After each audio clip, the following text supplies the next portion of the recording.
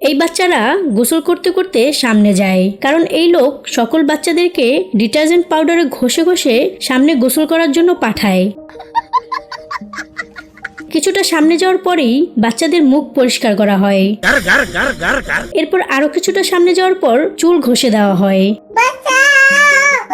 আর তাদের কান পরিষ্কার করা হয়।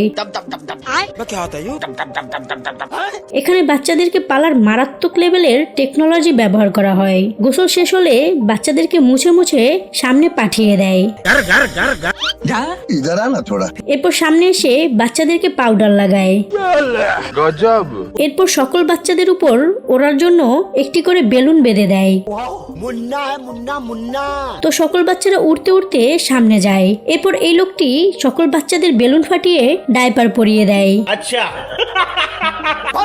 এরপর বাচ্চারা মেশিন থেকে লাফ দিয়ে নিজেরাই কাপড় পরে নেয় আর ঝুলতে ঝুলতে নিজেদের বিছানায় গিয়ে পড়ে।